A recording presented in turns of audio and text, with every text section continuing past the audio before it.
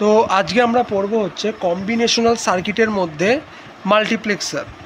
মাল্টিপ্লেক্সারকে আমরা কি বলি? Data selector. ঠিক আছে, ডেটা সিলেক্টর বলে থাকি, কারণ মাল্টিপ্লেক্সার কি করে? ডেটা সিলেক্ট করে মাল্টিপল ডেটা থেকে। ঠিক আছে, আমরা কি করে ডেটা সিলেক্ট করে? দেখ, বোঝ। ধর এটা একটা রাস্তা আছে, রাস্তার মধ্যে দুজন লোক দাঁড়িয়ে আছে। এবার দুজন লোক দাঁড়িয়ে আছে, কিন্তু যে রাস্তাতে বেরোবি, এটা বড় রাস্তা ছিল আর রাস্তা ছোট হয়ে গেছে। তাই ছোট হয়ে যাওয়া মানে দুখানা লোক একসাথে বেরোতে পারবে না এখান থেকে।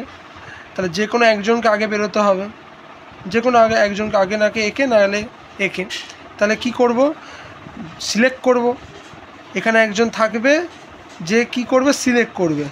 এখানে একজন থাকবে যে সিলেক্ট করবে কে আগে যাবে। ঠিক আছে, এটাকে আমরা ডেটা সিলেক্টর বলি, তাই জন্য একে মাল্টিপ্লেক্সের ডেটা সিলেক্টর বলি।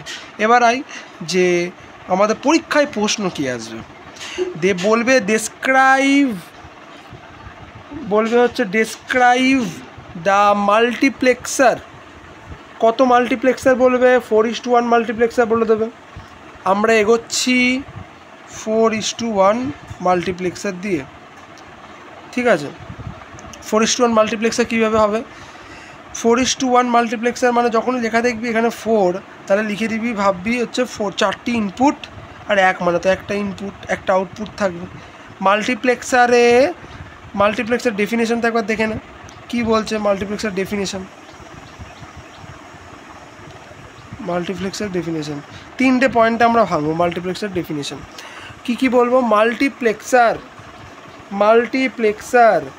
Is a combinational circuit. First পয়েন্টেই চলে গেল এটা, multiplexer is a combinational circuit. Second পয়েন্টে কি আসবে? where present multiple input and single output। 3 নম্বর লাইনে কি আসবে? here the relationship between input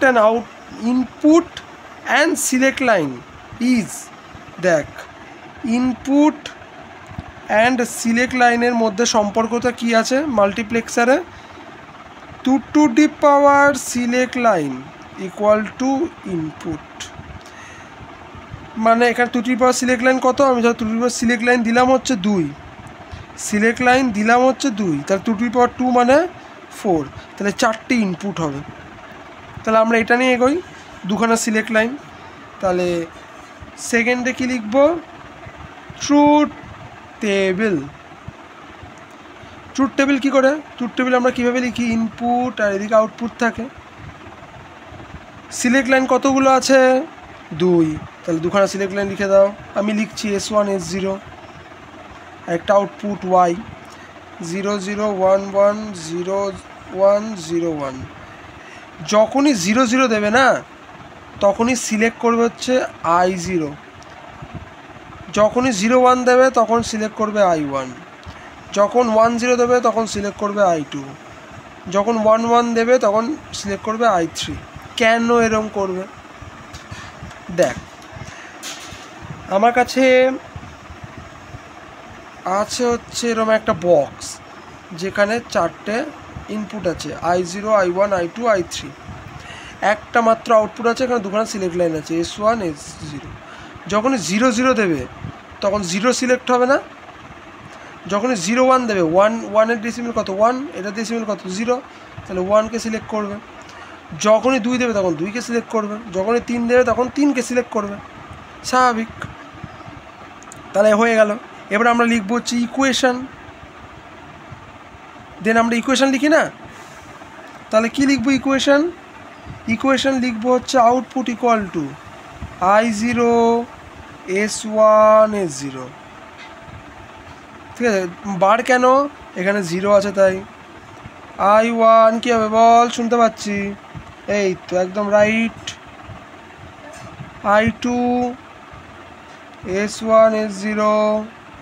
I3 কত? S1 S0, একদম ঠিক।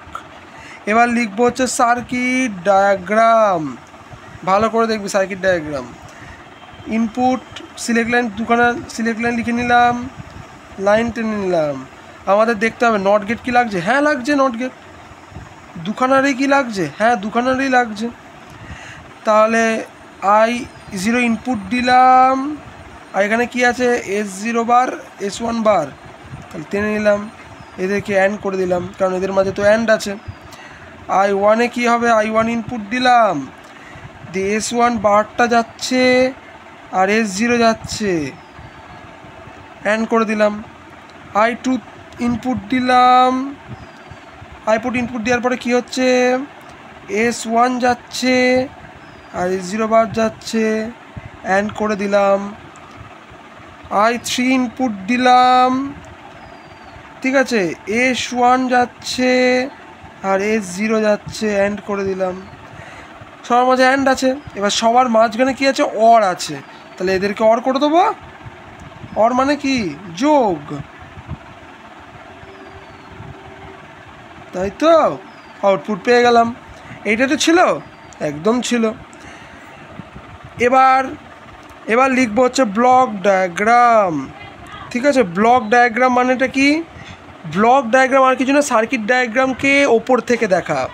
কি দেখ, আমরা যখন এটাকে নিচ্ছি, এটাকে আমরা একটা বক্সের মধ্যে বন্ধ রাখছি, তাহলে বক্সের মধ্যে বন্ধ রাখলে কি দেখতে পাচ্ছি, দেখ একটা বক্সের মধ্যে যদি বন্ধ রাখি তাহলে কি হবে, I1 I0 I1 I2 I3, তাই তো, ইনপুট আসছে I0 I1 I2 I3, আর এখানে কি আছে, সিলেক্ট লাইন আসছে, এখানে সিলেক্ট লাইন আছে S1 S0, আর এখানে কি একটা আউটপুট Y যাচ্ছে, তাহলে এখানে আউটপুট Y দিয়ে দিচ্ছি।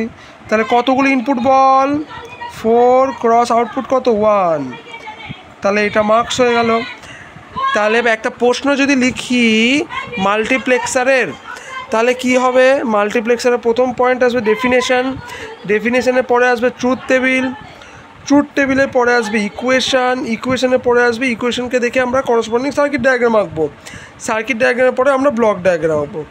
এরকম করে আমরা মাল্টিপ্লেক্সারের প্রশ্নটাকে অ্যান্সার করে আসবো।